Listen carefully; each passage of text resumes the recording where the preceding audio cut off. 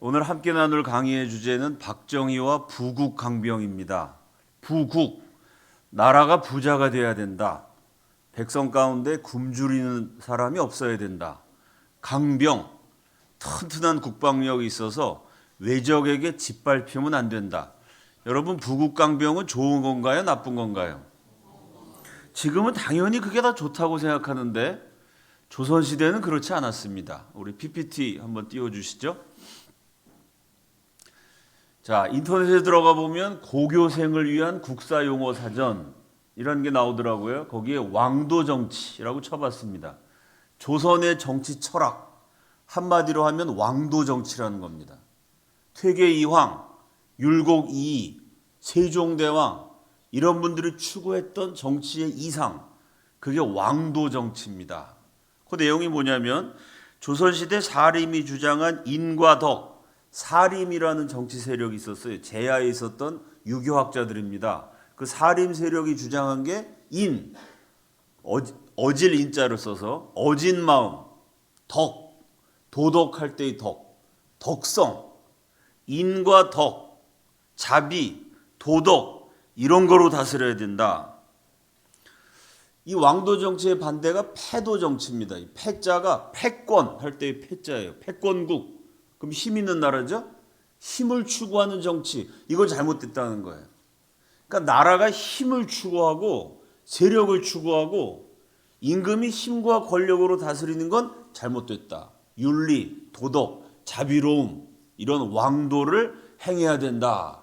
이게 조선조 518년의 정치 철학이었습니다. 자, 말은 참 멋있는데 그러면 왕도 정치 입장에서 보면 부국 강병은 좋은 거예요? 나쁜 거예요?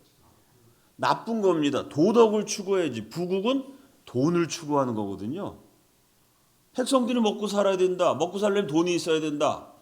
돈이 중요한 게 아니라 윤리가 중요하고 도덕이 중요하다. 강병, 군사력을 길러야 된다. 군사력 기르려면 막 사람 죽이는 연습해야 돼요. 그건 나쁜 거다. 그러니까 왕도 정치가 참 멋있긴 한데 현실적으로 문제는 뭐냐? 왕도 정치를 추구한 나머지 부국, 경제력을 무시했어요. 강병, 국방력도 무시했습니다. 자, 이 왕도 정치를 주장하는 대표적인 사람이 조광조. 들어보셨죠? 이 조광조와 관련된 사람입니다. 그 다음 장면이요. 이 중종 임금 때요. 조선왕조실록의 중종 13년, 1518년입니다. 조선의 백성들을 많이 죽이고 재물을 약탈해 갔던 속고내라는 아주 숙적이 있어요. 이 사람은 조선을 원수로 여겼습니다.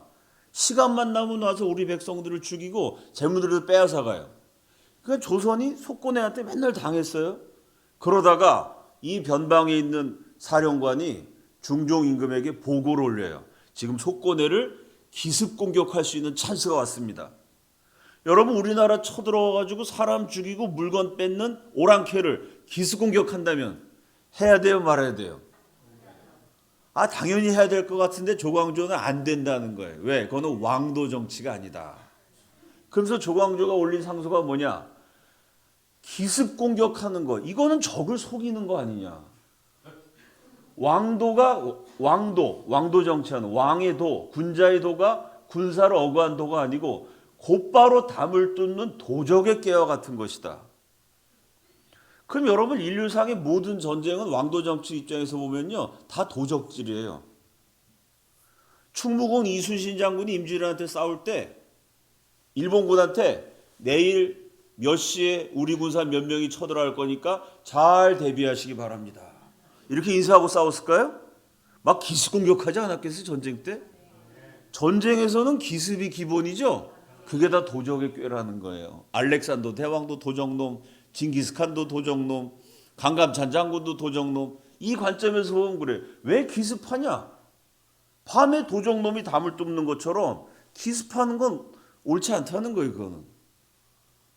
당당한 성저로서 일개 보잘것없는 오랑캐 때문에 저 속고래 나라는 보잘것없는 오랑캐. 말로는 좋죠. 보잘것없는 오랑캐다. 저 말이 맞지만 현실은 뭐죠? 그 보잘것없는 오랑캐 때문에 우리 백성이 수도 없이 죽었어요. 아무리 보잘것없는 오랑캐는 그렇게 강한 놈이 무슨 수 써도 잡아야죠. 그런 오랑캐 때문에 도적의 꾀를 써서 나라를 욕되게 하는 줄 알지 못하니 그런 오랑캐 놈을 기습 공격하겠다고 임금님하고 신하들이 모여서 회의하는 것 자체가 부끄러운 줄 알아야 된다. 이거 왕도 정치. 신은 극히 부끄럽습니다. 이적일지라도 오랑캐일지라도 사람의 마음이 있으니 만약 성의로 움직이면 복종하지 않음이 없을 것입니다. 국방을 뭘로 하느냐? 칼로 하고 창으로 하는 게 아니에요. 군인으로 국방하는 게 아니라 성의로, 마음으로 도덕을 베풀면 상대방이 감화될 거다. 이게 조선의 왕도 정치라는 겁니다. 이 왕도 정치를 그대로 계승한 사람들이 좌파 운동권 586 정권이죠. 북한이 핵을 개발하든 말든 북한이 대한민국을 통째로 날라버릴 수 있는 핵을 개발하다도 우리는 어떻게 하면 되죠? 성의로. 햇볕 정책으로 우리 국민 세금 갖다 바치고 김정은이가 기분 나빠하니까 북한을 탈출한 어민들 그냥 도로 죽든지 살든지 돌려보내고 북한은 핵을 개발하도 우리는 국방력 개발하고 이런 거 하지 말고 성의를 다해서 북한 도와줘야 된다. 김정은에게 갖다 바쳐야 된다. 성의로 국방을 하자. 자, 그럼 여러분 생각해 봅시다. 조광조가 조선의 양반들이 왜 이런 소리를 했을까요? 만약에 이 상소를 쓴 조광조가 속고내가 쳐들어와서 죽었던 고동네 사람이라고 생각해 봅시다. 속고내가 쳐들어와서 우리 아버지가 죽었어요. 그 속고내가 쳐들어오면 나도 죽을지 몰라. 내가 칼 들고 속고내를 막아야 돼. 이런 입장이라면 그 속고내를 기습 공격해서 제거할게요가 왔을 때 이런 소리 할까요? 우리 아버지 죽인 원수라면 이런 소리 안 합니다. 속고내 때문에 내가 죽는 입장이라면 다시 말해서 지도자답게 외적이 쳐들어왔을 때 전방에서 칼 들고 싸우는 그런 정상적인 지도자면요 이런 소리를 안 해요. 조광조와 조선의 양반들이 왜 이런 소리 했느냐? 본인들은 군대 안 갔거든요. 자기 아들도 안 가요. 양반들은 군대 안 가고 저 속고내한테 두들겨 맞은 사람들 누구죠? 상놈들이 아래 것들입니다. 그러니까 아래 것들한테 너희들은 그렇게 도적의 꾀를 쓰면 안 되고 기습공격하지 말고 성의를 다해서 싸우더라도 본인들은 뒤에서 부잣집에서 잘 먹고 잘 살고 본인도 군대 안 가고 자기 식구들은 다 군대 안 가면서 아래 것들은 최전방에 보내갖고 맨날 두드려 맞고 약탈당하고 겁탈당하고 죽는데 그렇게 당할지라도 너희들은 성의를 다해라. 이건 윤리도덕이 아니고 무책임입니다. 본인이 한번 전방에서 싸워보지. 양반들이 전쟁 안 하니까요. 아래 것들한테 니들은 성의를 다해라. 이런 소리를 할 수 있었던 것입니다. 자, 그 다음 경제력, 왕도 정치의 경제력. 그 다음 장면이요.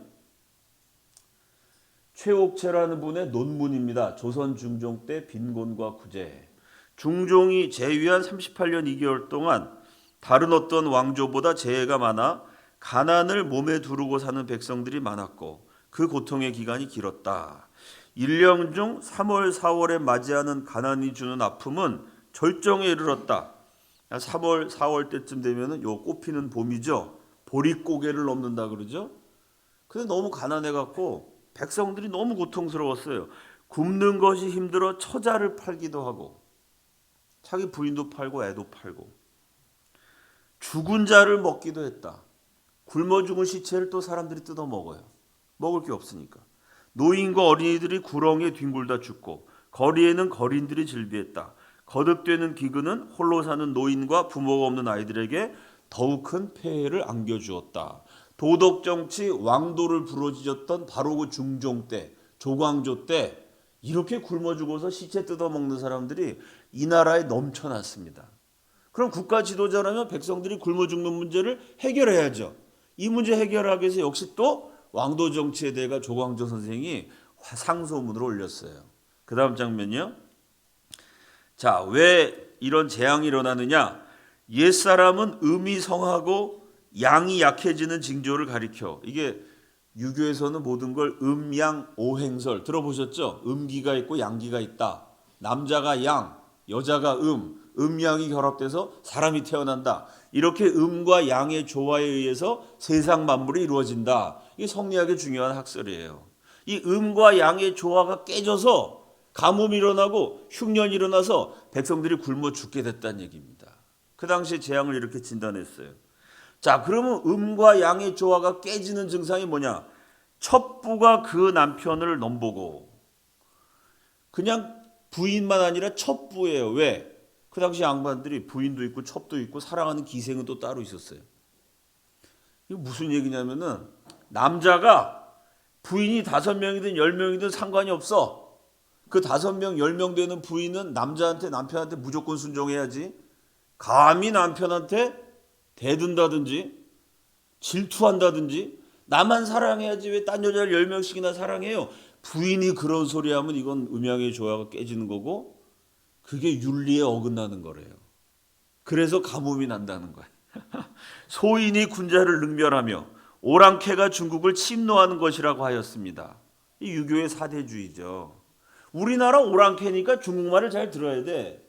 어디 오랑캐가 감히 중국에 쳐들어갑니까? 오랑캐가 중국에 쳐들어가면 음양이 깨져갖고 재앙이 일어난다는 거예요. 대개 귀천의 분수는 침범할 수 없고 귀천, 귀족과 천민, 양반과 상놈, 이건 날 때부터 하늘이 정한 거기 때문에요. 아래 것들은 무조건 복종해야지. 천민들 아래 것들이 상놈들이 양반한테 기어오르면 큰일이 난다. 적서의 윤리는 엄하여야 합니다. 적서가 뭔지 아시죠? 본부인이 낳은 아들이 적자예요. 홍길동이처럼 양반 아버지가 하녀인 딸하고 사이에서 낳은 아들은 서자죠. 그 홍길동 전에 유명한 말이 나오죠. 아버지를 아버지라고 부르지 못하고 형님을 형님이라고 부르지 못해요. 왜? 아버지지만 양반입니다. 그분은. 나는 하녀의 아들이에요. 아버지 어머니 중에 한쪽이 상놈이면 자식은 상놈이래야 돼요. 이게 조선의 엄격한 신분제입니다. 조선 중기까지만 해도 전체 국민 가운데 양반은 많아봐야 7%, 9%, 90% 이상의 절대 대부분의 사람들은 상놈들이었습니다. 홍길동이가 여러분 인간적으로 생각하면 아버지 아니에요. 아버지죠. 홍길동이가 자기 아버지한테 아버지라고 부르면 그거 큰일 나는 거예요. 적서에 여기 뭐래? 적서의 윤리가 엄해야 돼. 적서의 윤리를 어긴 거야. 자기 형한테 형이라고 부르면 이거 아주 벼락 맞을 짓을 한 겁니다. 전하께서는 몸을 바르게 하여 아랫사람을 거느리시고 예를 밝혀 일을 처리하시면, 그러니까 아랫놈들을 잘 거느려야 돼. 예라는 게 뭐냐? 양반의 예, 상놈의 예, 적자의 예, 부인의 예, 첩의 예, 홍길동 같은 서자가 아버지를 아버지라고 부르지 못하는 예, 이게 다 예예요. 인의가 반드시 미루어질 것이며 기미, 재앙의 징조가 반드시 막아질 것입니다. 여러분 사람이 굶어 죽는다면 어떻게 해야 됩니까? 생산량을 어떻게 늘려라. 외국에서 곡물을 수입해 갖고 와라. 굶어 죽는 백성들을 위해서 구호소를 지어라. 이런 거는 다 패도죠. 그건 힘으로 하는 거고 물질로 하는 거니까 잘못된 거예요. 도덕과 윤리로 이 문제를 해결하려면 어떻게 해야 되느냐? 아래 것이 윗사람에게 기어오르지 못하게 해야 된다. 아니 백성이 굶어 죽는데 이 사람이 한 얘기 가운데 굶어 죽는 얘기가 한마디도 안 나와요. 홍길동이 같은 놈이 아버지를 아버지라고 부르지 못하게 해라. 아래 것들을 엄히 다스려야지. 아래 것들이 윗사람한테 기어오르니까 재앙이 일어나서 백성들이 굶어 죽게 된다. 이걸 바로잡으려면 임금께서 아랫사람을, 임금이 몸을 똑바르게 해서 아랫사람을 잘 거느려야 된다. 자, 이게 왕도 정치, 윤리 도덕입니다. 첫째, 이렇게 사람을 차별하는 게 윤리적인가요? 그렇게 생각하세요, 여러분? 왕도 정치가 말은 좋은데 기독교가 더 윤리적이지 않아요? 하나님이 모든 사람을 평등하게 창조하셨어요. 아멘? 이게 더 멋지지 않습니까? 이게 무슨 윤리야, 사람 차별하는 게. 인권 유린이죠. 둘째, 여러분 이런 나라에서 살고 싶으세요? 나라 경제가 망하면 대통령이 하는 얘기가 뭐냐? 우리 경제가 어려운 것은 국민들 이 아래 것들이 잘못했기 때문이다. 본인이 잘못한 건 없어. 남 핑계만 대고. 이런 나라가 경제가 발전할 수가 없습니다. 외적이 쳐들어와도 성의를 다해야 되고, 백성들이 굶어 죽어도 아래 것들을 다스려야 되고, 이게 윤리라면 그 나라가 발전할 수가 없죠. 정말 참 창피하면서 안타까운 사실이 있습니다. 그 다음 장면이에요. 우리나라를 짓밟았던 사람, 여진족의 후예인 누르하치가 나중에 청나라를 세우죠. 청나라가 세계적인 제국이 돼요. 만주벌판에 있었던 오랑캐 청나라가 어떻게 중국을 점령하고 중국 역사상 가장 큰 나라를 만들었거든요. 200년 넘게 천하를 호령하는 대제국을 만든 기반이 뭐냐? 누르하치가 10만이 부대, 10만이가 뭔지 아시죠? 산상 캐는 사람. 10만이 부대를 만들었는데 저 부대 숫자가 10,000명이에요. 저 10만이 부대가 뭐였느냐? 백두산 일대에서 인삼을 재배했어요. 그 인삼을 명나라한테 팔아가지고요. 명나라가 갖고 있는 전체 그 당시에는 은화로 결제를 했거든요. 요즘 말로 하면 은이 달러예요. 명나라 전체 은의 절반 이상을 누르하치가 가지고 갔어요. 그러니까 누르하치가 어떻게 돈 벌었느냐? 여진족 기술로 돈 번 게 아니고 우리 조선이 갖고 있었던 약재, 고려 인삼, 조선 인삼. 인삼이 원래 우리나라 거잖아요. 우리나라 인삼을 가지고 여진족이 야 요거 돈이 되겠구나. 그 인삼을 많이 재배해서 그 돈으로 강대국 만들어 갖고 어떻게 했죠? 그 인삼의 종주국인 조선에 쳐들어왔어요. 그게 정묘호란, 병자호란. 우리 인삼 가지고 우리는 그걸 팔지 않았어요. 왜? 물건 사고 파는 거는 도덕과 윤리에 어긋난다. 왕도 정치에 어긋나는. 부국 그런 거 하면 안 돼. 무역하면 안 돼. 조선 무역 안 했어요. 그래서. 자, 도요토미 히데요시가요. 임진왜란 일으켰습니다. 일본 역사책에는 임진왜란이 도자기 전쟁이라고 기록되어 있어요. 왜 그러냐? 그 당시에 이 도자기를 만들 수 있는 기술 가진 나라가 몇 개 없는데요. 도자기 가운데서도 조선 도자기를 뭐라 그러죠? 이조 백자라 그러죠. 왜 백자예요? 하얀 도자기. 며칠 전에 우리 조선 백자 하나가 세계적인 경매장에서 60억 원에 팔렸어. 도자기 하나가. 60억짜리 도자기 그릇 하나 만들면 이게 60억이에요. 왜? 하얀 도자기를 만드는 기술은요. 임진왜란 당시에 전 세계 두 나라, 중국하고 한국밖에 없었어요. 요즘 말로 하면 반도체 최첨단 기술입니다. 그가 도요토미 히데요시가 전쟁해가지고요. 우리나라 도자기 기술자를 몽땅 다 잡아갔어요. 그래서 일본에서 도자기를 막 만드는 거예요. 그거를 유럽에다가 막 팔았는데요. 그 도자기 판매한 기술 보면은 유럽 독일에 있는 영주한 사람이 그 일본 사람한테 벽면, 자기네 집에 저택의 벽면 하나를 일본 도자기로 채워주면 값으로 얼마만큼 주냐면요.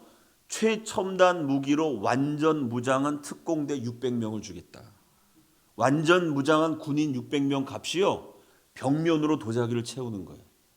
그러니까 조선이 도자기 만들어 수출했으면요. 그 돈으로 군대를 샀으면 조선이 세계적인 강국이 됐을 겁니다. 근데 그 도자기 만드는 기술자를 상놈이라고 무시했어요. 상놈이라고.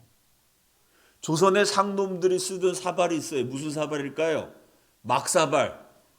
아래 것들이 막 먹는 사발이니까 막사발. 그 막사발이 일본에 가가지고 뭐가 됐냐면 그 막사발 만드는 거 아래 것 상놈입니다. 그 상놈의 이름이 뭐냐? 몰라요. 개똥인지 소똥인지. 아래 것들 이름이 없어서. 개똥아, 돌쇠야, 마당쇠야. 이렇게 조선에서 하층민, 개똥 취급받던 기술자가 만든 막사발이요. 일본에 돌아가갖고 그게 이토자완. 도자기 세계적인 명품이 돼요. 그 임진왜란 때 개똥이 소똥이들을 조선 일본 사람들이 잡아가서 잘 대접해주고 세계적인 기술자로 존중해주니까 그 사람들이 도자기 만들어갖고 유럽을 중심으로 전 세계 팔았어요. 임진왜란 때 잡아간 조선 도공과 그 후예들이 만든 도자기 팔아서 번 돈으로 일본이 메이지 유신이라는 걸 합니다. 그리고 강대국이 돼요. 그 강대국 일본이 결국 조선을 집어삼킵니다. 한일합방이 일어나요. 병자호란 때 조선에 쳐들어온 청나라의 국방력은 조선의 인삼을 팔아서 만들어낸 거예요. 조선을 멸망시킨 일본의 국력은 조선이 만들어냈던 도자기 기술을 일본이 임진왜란 때 뺏어가서 도자기 판 돈으로 만들었어요. 그러면 인삼 도자기 두 개를 다 갖고 있었습니다. 조선이 갖고 있었던 인삼만 갖고요, 세계를 제패하는 청나라 제국을 만들었고요. 조선이 갖고 있는 도자기 갖고요, 아시아를 지배했던 일본이라는 강대국 출현했어요. 그거 두 개 다 갖고 있었던 조선이 인삼 팔고 도자기 만들어 수출했으면요, 오늘날 세계적인 부국 강국이 됐을 겁니다. 조선은 어땠느냐? 왕도 정치. 장사하지 마, 무역하지 마, 도자기나 아래 것들이나 만드는 거야.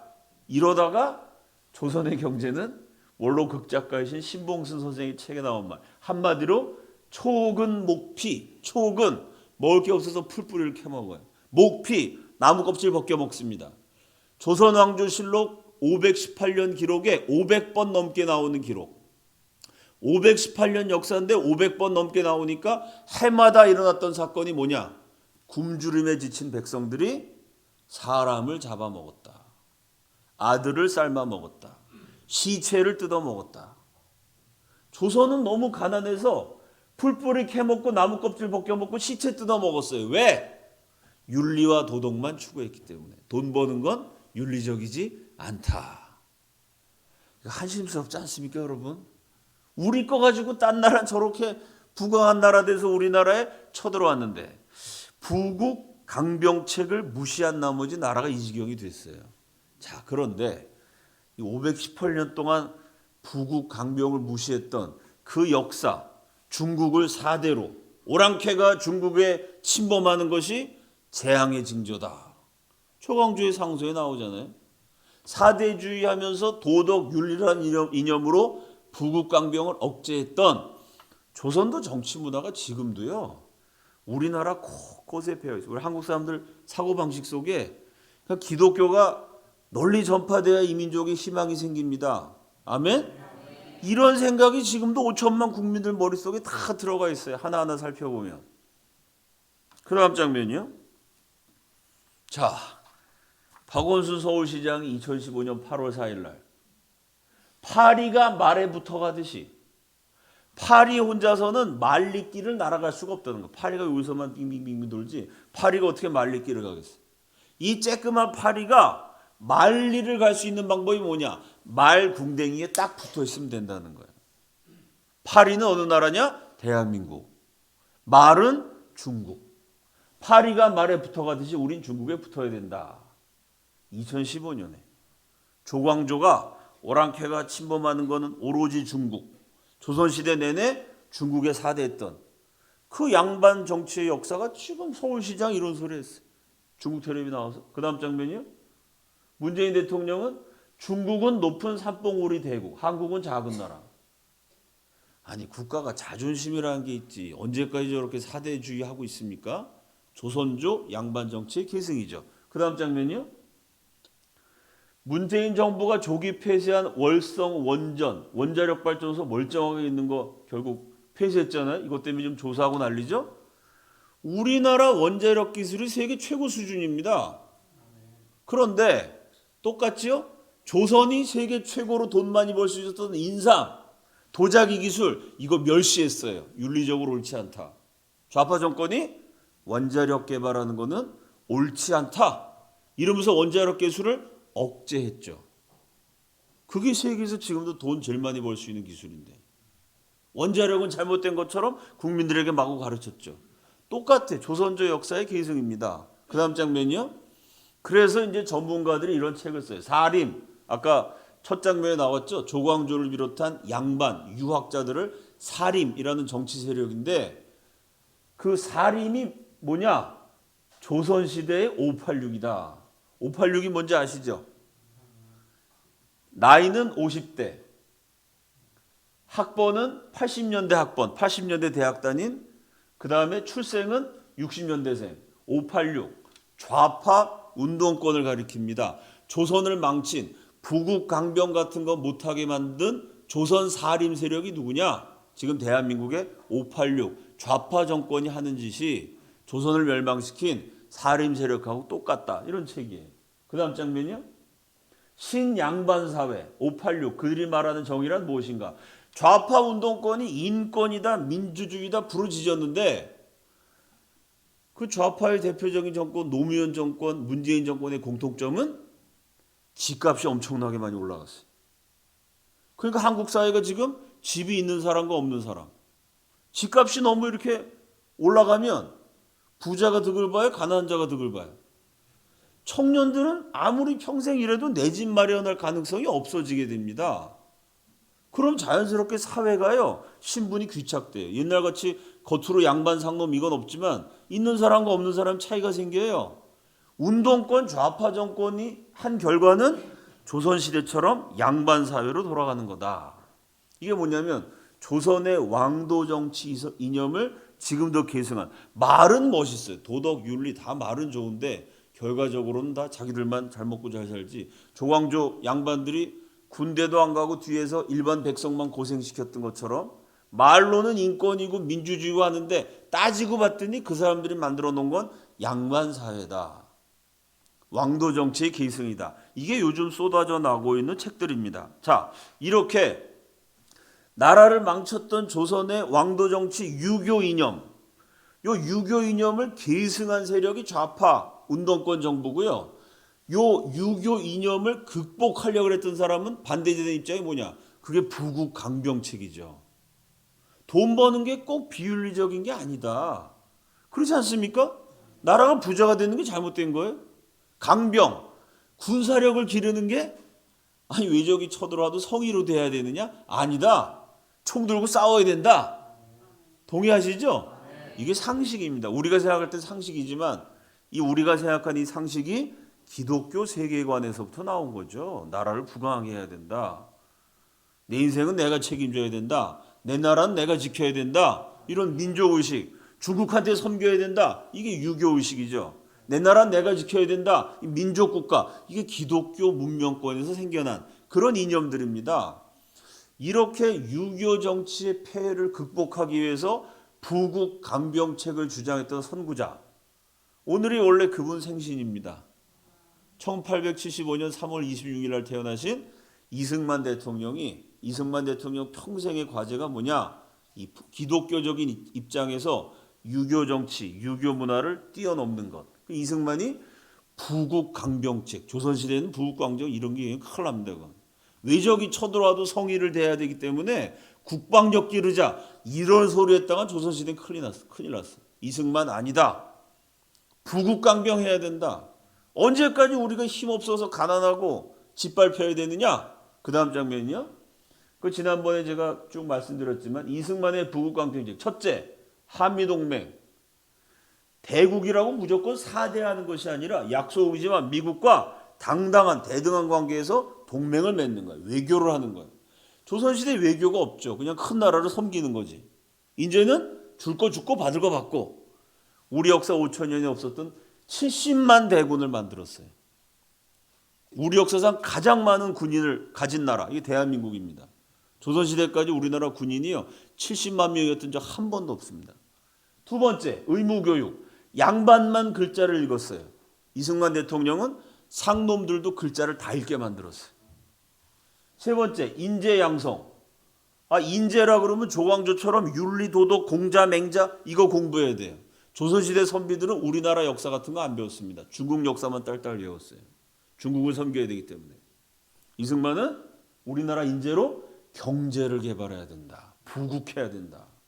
2만 명이 넘는 유학생을 보냈고요. 네 번째가 경제건설. 미국 입장에서는 야 너네가 다 굶어 죽는 나라니까 이 구호물자 갖고 그냥 일단 굶는 문제부터 해결해. 구호를 목적으로 원조를 했는데 미국 입장에서 돈을 주니까 우리가 주는 돈을 우리가 시키는 대로 써야지 함부로 쓰면 안 돼. 원조 물자를 주면서 미국이 끊임없이 간섭을 합니다. 어떻게 보면 당연하죠. 왜? 그게 미국 국민들 세금이잖아요. 미국 국민 세금으로 대한민국 주면 우리가 쓰란 데 써. 일단 너네 가난한 나라니까 원조나 하고 필요한 거 있으면 일본한테 수입해. 니네가 무슨 가난한 나라가 경제 개발하냐?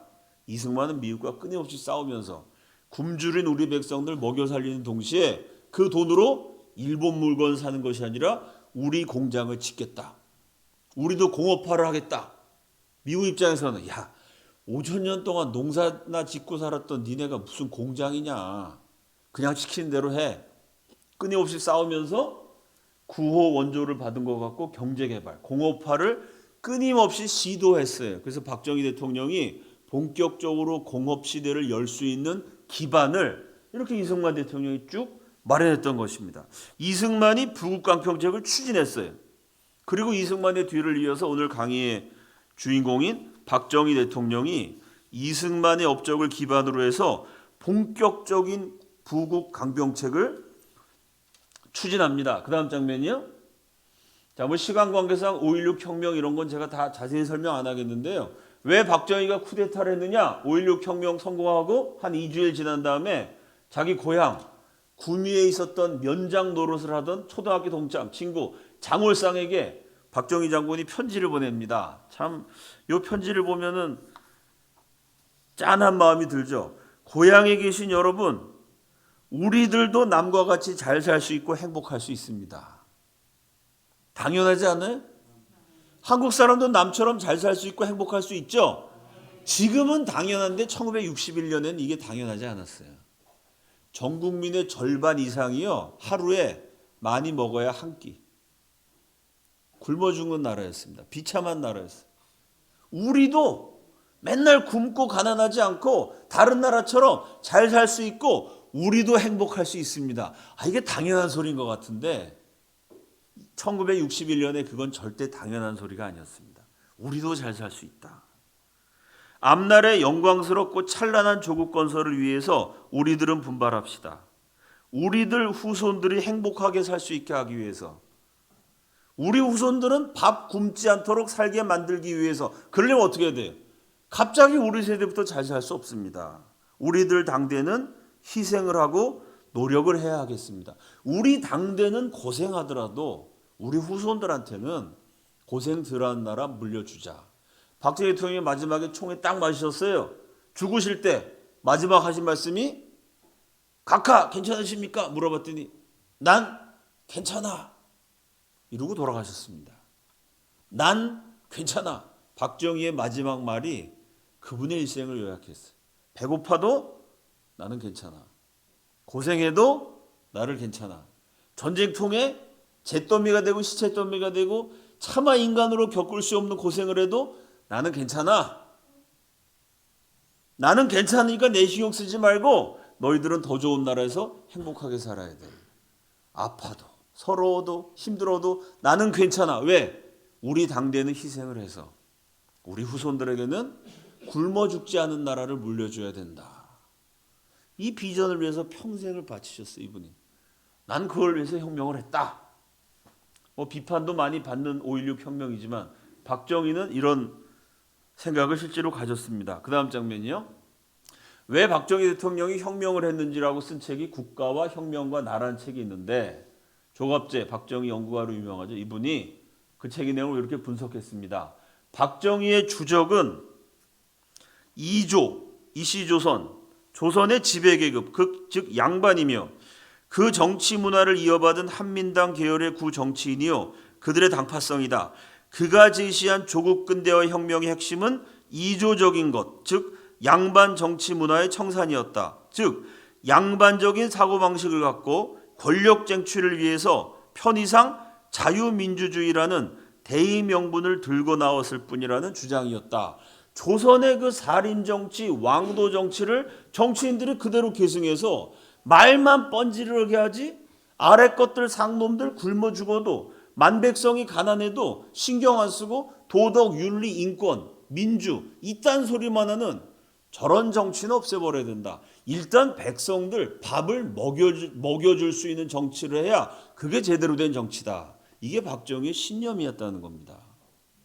그러니까 이승만의 부국강병책을 계승하는 거죠. 그 다음 장면이요. 그래서 박정희 대통령이 직접 한 말이 말로는 수, 말로는 머리야. 말은 뻔질하게 잘해. 행동으로는 말. 언으로는 수를 가고 행으로는 말을 차지하면서 거기다가 시비와 패거리라면 창자를 움켜쥐고 달려들었던 이 악유전을 우리는 이제 거부할 때도 되지 않았던가. 조선의 양반 정치, 사림 정치 이거 그만두자. 이제 부국강병책으로 가야 된다. 이 얘기입니다. 앞에도 말씀드렸듯이요. 좌파 운동권이 말로는 인권이고 민주고 온갖 좋은 말 다 하는데 결론은 뭐죠? 실제 국민들이 살기에는 집값이 계속 올라가요. 서민들이 살기가 점점 어려워집니다. 이런 양반 정치 같은 거 하지 말자. 만백성들이 잘 먹고 잘 살 수 있는 그런 나라 만들어야 된다. 이게 박정희 대통령의 국정 목표였습니다. 이 가난한 나라, 대한민국 국민들 먹여 살리기 위해서 이승만이 공업화의 기반을 마련했어요. 겨우겨우 그냥 뭐 기초나 공장 7개 정도 남겨놔서 겨우겨우 뭔가 해볼 수 있는 작은 불씨를 하나 만들었어요. 그 위에 박정희라는 지도자가 본격적으로 대한민국 경제개발, 구체적으로는 공업화라는 걸 추진합니다. 우리가 5천년 동안 농업화된 나라였어요. 근데 땅덩어리는 좁죠. 인구는 많아요. 이 나라에서 농사 백날 지어봐야 굶어 죽게 됩니다. 공업을 해야 된다. 그 공업화를 위해서 그 다음 장면이에요. 자, 1962년 2월 3일 날 울산 공업지구 설정 및 기공식, 이 울산에 공업지대를 만든다. 그리고 그 당시 여학생들이죠. 까만 교복 입은 학생들 쫙 놓고 멋지게 저 앞에 잔을 만들었어요. 근데 여러분 보세요. 공업지구를 만든다는 거예요. 공업지구입니다. 근데 여기 공업이 있어요, 없어요? 학생하고 군인하고 경축, 정부에서 만든 구조물만 있죠. 아무것도 없는 허허벌판이에요. 아니 공업화를 한다 그러면 좀 공장이 몇 개 있어야지. 아무것도 없는데 꿈을 가지고 우리도 잘 사는 나라 만들겠다. 학생들만 그냥 뭐 반 강제로 동원하지 않았겠어요? 학생들 좋았겠지. 수업 안 하고 구경하러 간다니까.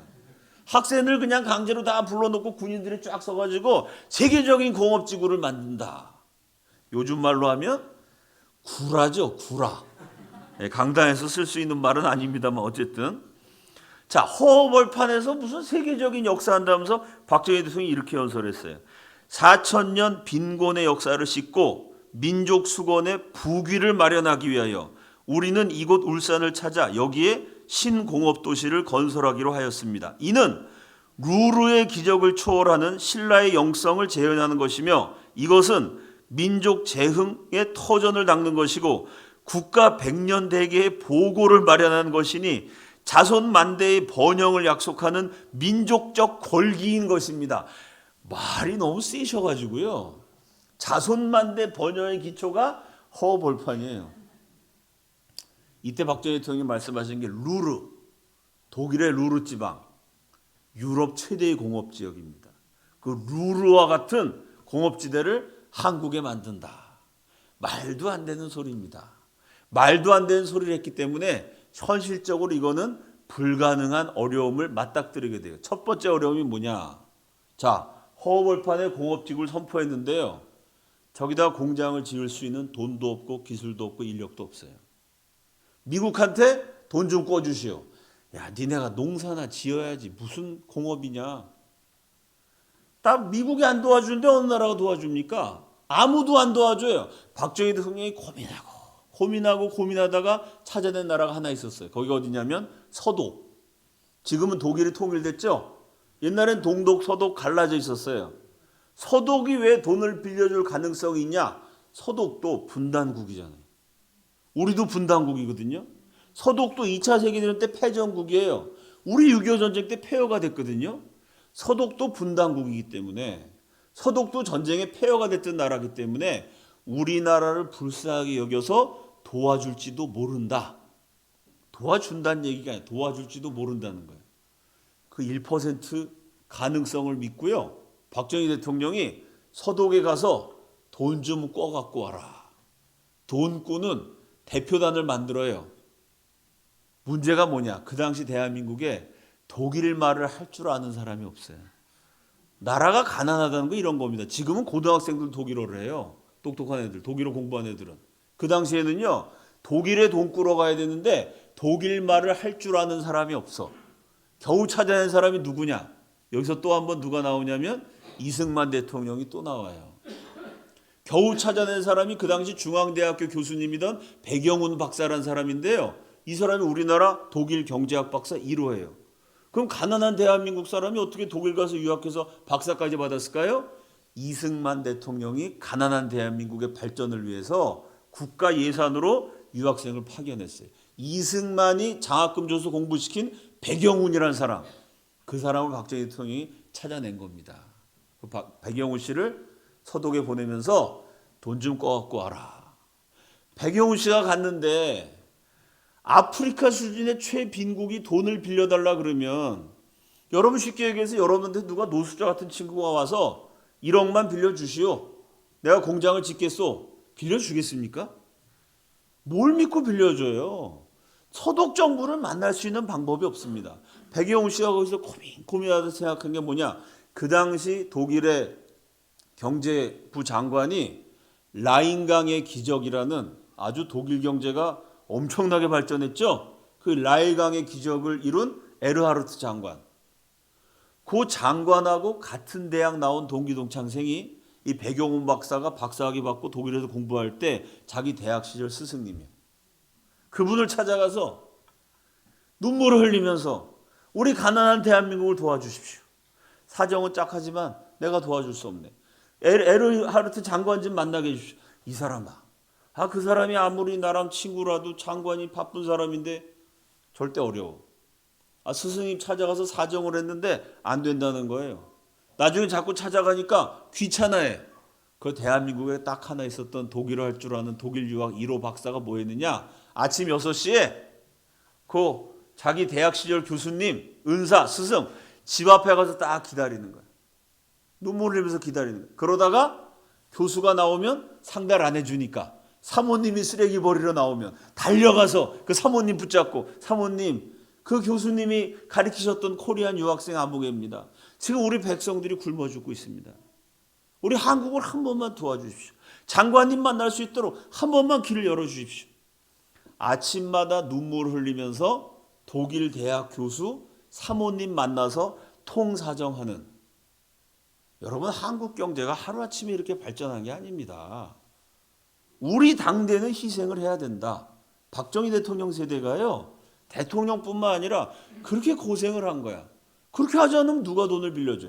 지성이면 감천이라고 하도 이렇게 도와주니까 결국은 이 백영훈 박사가 눈물로 읍소한 끝에 독일 실무자들을 만나게 됐고요. 독일 정부에서 돈을 빌려주기로 했어요. 문제는 뭐냐? 독일 입장에서도 국민 세금을 다른 나라 도와주는데 돈을 빌려줬다가 못 받으면, 돈을 떼어 먹히면 대통령 날아갑니다. 총리가 책임져야 돼요. 담보라는 게 있어야 돼요. 돈을 빌려줄 땐 담보를 잡아야 되죠. 담보 없이 빌려주면 이거 국정조사하고 청문회하고 장관 목 달아나고 난리가 납니다. 가난한 대한민국이 어떻게 돈을 빌리긴 했는데 담보물이 뭐가 있습니까? 우리나라가 담보 잡힐 게 없어요. 그것 때문에 독일 사람들이랑 백영훈 박사랑 또 옥신각신 몇 달을 고민한 끝에 기가 막힌 아이디어를 냅니다. 그게 뭐냐면요, 독일 경제가 막 발전하니까, 그때만 해도 지금은 다 석유를 쓰지만 친환경 에너지 같은 거 석유 이후 시대가 막 발전되지만요, 이때만 해도 산업 발전하는데 석탄이 많이 필요했어요. 루르가 유럽 최대의 공업 지역이 된 이유가 루르에 석탄이 많았습니다. 지하 1000m까지 내려가서 석탄을 캐야 되니 부자 나라 독일 국민들이 그거 안 하려고 그래요. 또 하나, 병원에 가면은 사람이 죽고 환자가 되면 시체가 나오잖아요. 시체를 닦아서 매장해야 되는데 잘 사는 나라 독일 간호원들이 그거 안 하려고 그럽니다. 독일 정부가 뭐라느냐, 야 니네 대한민국 실업자 많다며. 그 당시 우리나라 젊은 세대 가운데 절반 이상이 실업자였습니다. 실업률이 40%. 이해가 되세요? 전 국민의 40%가 실업자예요. 40%가. 그리고 한국 젊은이들이 와서 독일 사람 대신해서 석탄 캐주고 독일 간호사 대신해서 시체 닦는 이런 일을 해주면 독일 기업과 정부가 그 사람들한테 월급을 줘야죠. 그 월급이 담보가 되는 거예요. 이해가 되십니까? 한국 정부가 돈을 못 갚으면 독일이 어떻게 하느냐, 이 광부들 월급을 대신 가져가는 거예요. 우리나라 젊은이들이 광부와 간호사로 독일에서 일하면 그 월급을 저당을 잡고 대한민국한테 돈을 빌려주기로 해요. 그래서 대한민국에서 광부 모집 광고를 붙입니다. 그랬더니요, 이때 지금 우리나라 1인당 국민소득이 3만 5천 달러 정도 됩니다. 이 당시 1961년에 우리나라 1인당 국민소득 79달러. 이게 몇 분의 1입니까? 3만 5천 달러하고 79달러 비교가 안 되죠. 필리핀 가보면 진짜 가난하고 못 살죠. 그 당시 필리핀 1인당 국민소득이 170달러. 우리보다 2배 이상 높았어요. 태국이 260달러. 태국이 260달러, 필리핀이 170달러, 대한민국 79달러. 40%가 실업자니 독일에 가서 위험하고 여러분 탄광에 들어가서 탄 캔다는 게 얼마나 고생스러워요. 그거 모집한다 그랬는데 독일 광부 월급이요, 대한민국에서 괜찮은 직장, 요즘 말로 하면 대한민국 대기업 월급의 7배에서 8배였어요. 우리나라 그렇게 가난했습니다. 그래서 독일에 광부 모집하는데요, 대학 졸업한 사람, 서울대, 연세대, 좋은 대학 나온 사람이 몰려들어서 실제로 독일에 파견된 광부의 30% 이상이 대졸 이상 학력이었어요. 1차 광부 500명 모집하는데 2,894명이 지원합니다. 경쟁률 6대1. 나라가 가난하다는 게 이런 거예요. 가난한 나라에는 일자리가 없으니까 외국 사람들이 안 하려는 그 위험한 광부 일을 하는데 좋은 대학 나온 사람들이 6대1 경쟁률을 뚫어야 돼요. 그래서 결국 독일에 광부를 보냅니다. 그 다음 장면이요. 요게 1961년 12월 파독 광부 제1진. 이 당시에는 비행기 타고 외국 가는 것 자체가 아주 기가 막힌 일이었습니다. 이래서 광부들이 갔어요. 우리 대한민국 국민들이 지금도 아주 근면하고 성실하고 우수합니다마는 이때의 국민들은 역사상 처음으로 이승만 정권 때 전 국민한테 글자를 다 가르치고 애국심도 가르쳤어요. 이런 우수한 인력들이 가니까 비록 어려운 광부 일이지만 열심히 일하는 거예요. 거기서. 그러니까 독일 사람들이 감명을 받아요. 독일 사람들이 하지 않으려는 일인데 한국 사람은 열심히 하면서 그 돈을 알뜰하게 아껴가지고요, 본인은 광부로 일하면서도 고향에 있는 아버님, 어머님, 내 동생들 공부시킨다고 그 돈을 다 모아갖고 집에다가 붙여주는 거예요. 그러면서 그 위험한 일을 연장 근무를 하겠다고 막 지원을 해요. 탄을 더 캐겠다는 거예요. 위험한데. 이게 독일 텔레비에 방영이 되니까 독일 국민들이 감동을 받은 거예요. 왜? 이 한국 광부들이 탄을 계속 해줘야 독일 경제가 계속 성장할 수 있거든요. 우리 독일이 이렇게 세계적인 경제 대국이 되는데 코리안 광부들이 저렇게 밑에서 고생해줬다. 저런 고마운 나라 대통령을 우리가 한번 초대를 해갖고 우리 독일 국민들이 감사하다고 인사를 하자. 이래서 독일이 박정희 대통령을 국빈으로 초청합니다. 이게 아주 나라 입장에서는 경사죠. 근데 문제가 생겼어요. 뭐가 문제일까요? 비행기가 없어요. 독일에서 대한민국 대통령한테 독일에 오시오. 국빈으로. 이건 파격적인 대우입니다. 이 가난한 나라 대통령을 부자 나라에서 최고급 손님으로 모셨는데 문제가 뭐냐? 그 독일까지 갈 수 있는 비행기가 없어요. 대한민국에. 그래서 다시 또 한번 백영훈 박사, 독일어 할 줄 아는 양반이 그분이니까. 그분 회고록을 보면요, 독일 사람한테 가갖고 미안하지만 국빈으로 초대하는 김에 비행편도 해결해 주십시오. 백영훈 박사 뭐라 하냐면 그 말을 듣고 독일 관리들이 일제히 물끄러미 쳐다봤다. 이거는 뭐야 도대체 얘네들은. 아니 무슨 나라가 대통령이 가는 비행기 하나가 없어? 그래서 어떻게 했느냐. 독일에 그렇다고 전용기를 내주고 독일이 그럴 수는 없죠. 거기다 박정희 대통령은 쿠데타로 정권을 잡았다. 이건 비민주적이다. 국제사회에 아주 이미지가 안 좋았어요. 독일은 민주주의 국가인데 저 쿠데타를 일으킨 독재자 막 되려는 사람을 비행기까지 보내서 모셔? 이건 말이 안 되죠. 결국은 그냥 독일 사람들이 타는 일반 상업용 항공기, 그 항공이 홍콩에서 여기저기 들려갖고 오는 게 있는데 항로를 변경해갖고 홍콩에서 독일로 와야 되는데 그 홍콩에서 서울을 거쳐서 박정희 대통령과 대한민국 정부 요인들을 싣고 독일로 날아가게 됩니다. 자, 이런 일반 여행객들이 타는 비행기를 타갔고요. 박 대통령이 서울에서 비행기를 타고 어떻게 갔느냐? 홍콩, 방콕, 뉴델리, 카라치, 카이로, 로마, 프랑크푸르트. 정류장마다 다 서가지고 퀼른 공항에 도착하는데 28시간 걸렸어요. 나라가 가난하면 비행기도 그냥 한 번에 못 타고요. 대통령, 일국의 대통령이 다른 나라 관광객 틈에서 그냥 앉아가지고 28산을 날아가서 독일 땅을 밟게 됩니다. 자, 그리고 그 다음 장면이요.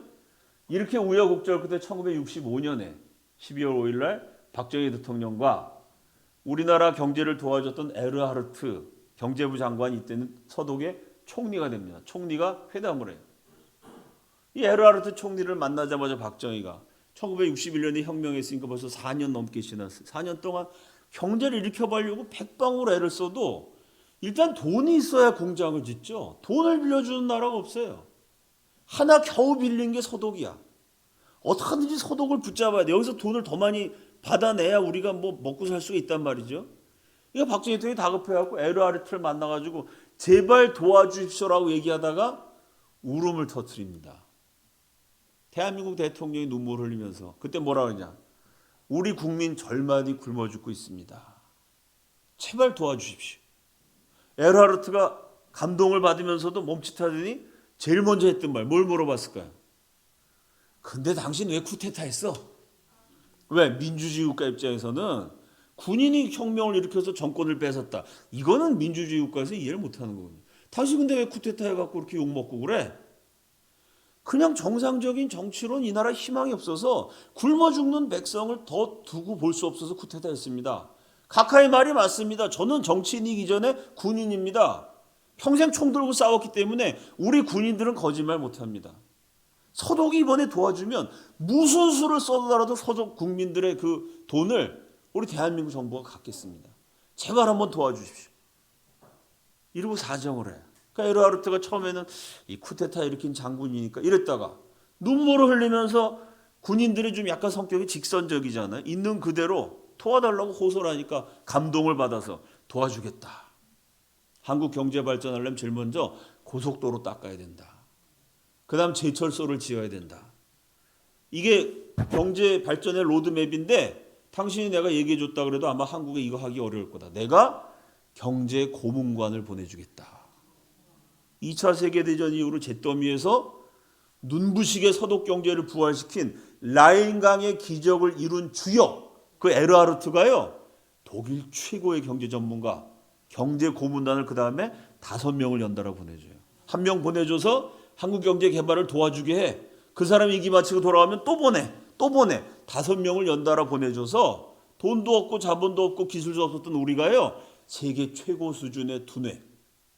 라인강의 기적을 이룬 독일 경제 최고 전문가의 조언을 받아서 한국 경제를 눈부시게 건설하게 됩니다. 그게 어떻게 됐느냐? 우리 국민 절반이 굶어 죽으니 도와주십시오. 박정희 대통령이 사정을 한 게 그게 에르하르트 총리의 마음을 울렸던 거죠. 그 다음 장면이요. 그리고 1965년 12월 루르 탄광. 루르란 이름이 계속 나오죠. 1961년에 허벌판에 강제로 여자 중학생들 잔뜩 세워놓고 우리가 루르의 기적을 재현할 겁니다. 라고 박정희 대통령이 연설했는데 4년이 지난 다음에 그 루르에 진짜 왔어요. 어떻게 왔죠? 한국 사람들이 광부로 왔어요. 거기는 세계적인 공업지대인데 우리는 그 루르 같은 공업지대는 못하고 그 공업지대 연료를 대는 광부 역할을 한국이 하고 있었어요. 거기서 일하는 광부들이 대통령 오셨다고 다 환영식을 하는데 얼마나 눈물이 많이 났겠습니까? 한국에 있던 분들이 낯설고 물선 독일 땅에서 탄 캐느라고 고생하니 대통령이 오니까 이 광부 대표가 그 대통령 환영사를 하는데 첫 문장이 대통령 각하 우리는 언제쯤 잘 살 수 있을까요? 이러니까 거기 있었던 광부 간호사가 다 우는 거예요. 나라가 가난하니까 젊은이들아 외국 가서 고생하는 거죠. 대통령 만난 첫 마디가 대통령 각하 우리는 언제쯤 잘 살 수 있을까요? 유경수 세다서 우시고 박 대통령 표정도 눈물을 참고 있죠. 박 대통령이 그 환영사를 듣고 나가서 연설합니다. 그 다음 장면이요. 내 가슴에서 피눈물이 납니다. 광부 여러분, 가족이나 고향 생각에 괴로움이 많을 줄 알지만 계속 중간에 눈물을 흘리느라고 연설이 끊어져요. 이분의 평생 가슴에 품었던 것, 비록 우리 생전에는 이룩하지 못하더라도 나는 괜찮아.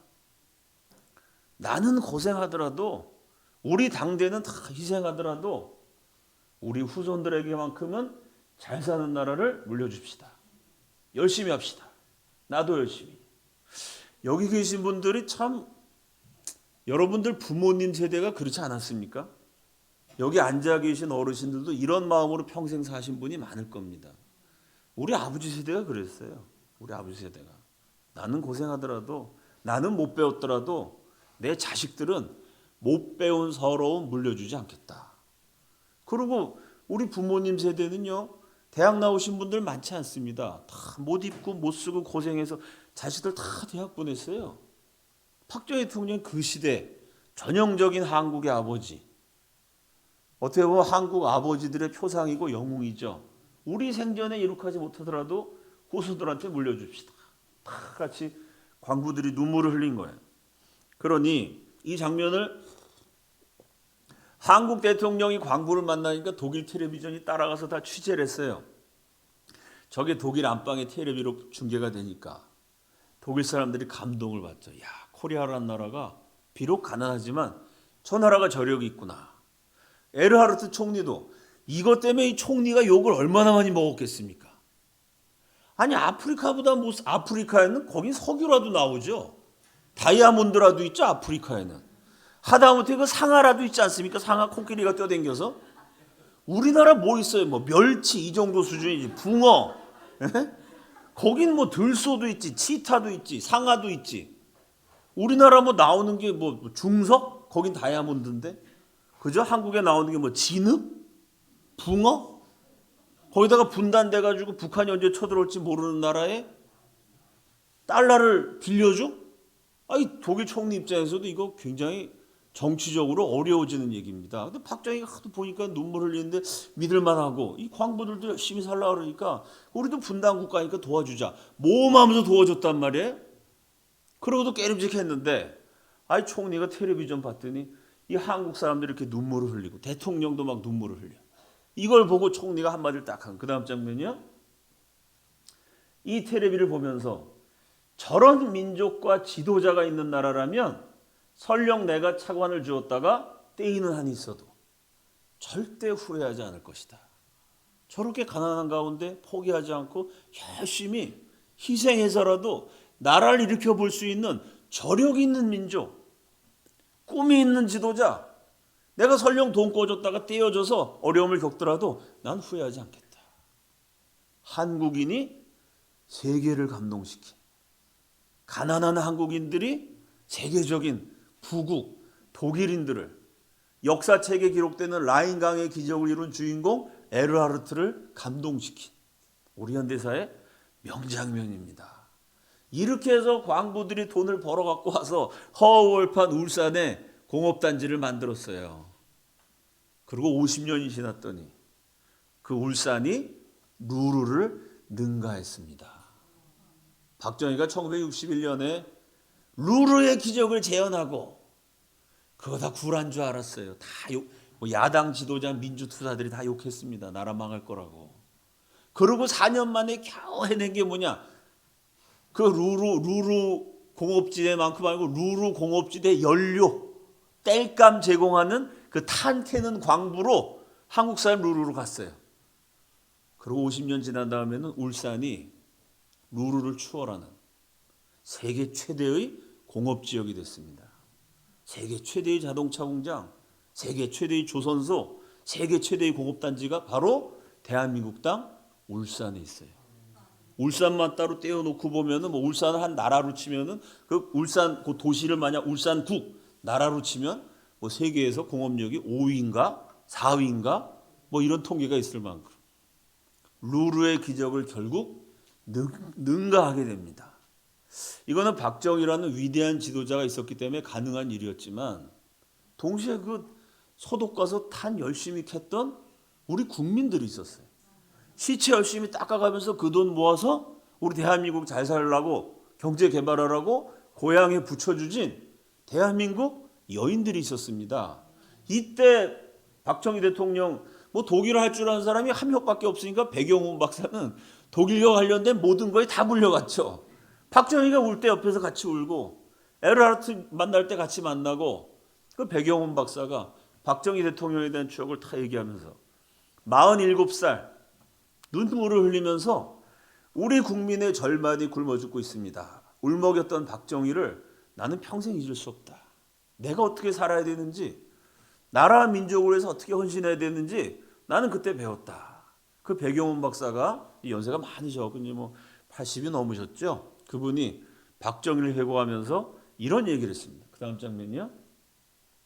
지금의 대한민국을 만든 것은 박 대통령 혼자가 아니었다. 정든 고향을 떠나 언어도 통하지 않는 물설고 낯선 땅에서 목숨 내놓고 일한 광부와 간호사들의 헌신이 없었다면 우리는 돈도 빌릴 수 없었고 경제 발전도 없었다. 나는 오늘의 대한민국을 만든 한국인들이 정말 자랑스럽다. 긴 안목에서 보면요, 자랑스럽지 않습니까? 이승만 대통령과 박정희 대통령의 업적이 연결되어 있는 거예요. 제가 지난 달에 말씀드렸던 것처럼 이승만 박사가 뭐라 그러냐면은 이 짓밟히는 식민지 한국인들에게 기독교를 가르치면, 기독교 교육을 행하면 상놈이라고 아래 것이라고 무시하는 그런 성리학, 유교, 왕도 정치, 그 이조 정치를 청산해버리고요, 기독교 세계관에 따라 국민들을 잘 교육시키면 한국인이 세계 1등도 할 수 있다. 저력을 가진 민족이다. 우수한 민족이다. 이러고 이승만 대통령이 백성들을 잘 교육시켜 놨어요. 전 국민을 애국자로 길러놨습니다. 그리고 그분은 쫓겨나갖고 비참하게 돌아가셨지만 그 다음에 박정희라는 조직의 귀재가 나와서 이승만이 길러놓은 인재들 가지고 그 인재들을 활용한 방법이 워낙 나라가 약하니까 활용해봤자 그게 광부예요. 활용해봤자 간호사고. 그러나 그 훈련된 애국적인 마인드가 있었던 우수한 한국인이 비록 광부가 되고 간호사가 돼서 부자 나라 사람들이 안 하는 걸 했지만 그걸 그렇게 열심히 해서 그 나라 국민들을 감동시키고 그 나라와 하여금 도움을 받게 해서 오늘날 세계가 부러워하는, 실제로 살아보면 아마 한국이 실생활은 독일보다 잘 살지 않을까, 저는 그렇게 생각할 정도로 이런 위대한 대한민국의 번영을 만들어 놨습니다. 이 자랑스러운 역사를 기억하면서 나라 사랑하는 그리스도인들 다 되시기를 바라면서 첫 번째 시간 마치겠습니다. 감사합니다.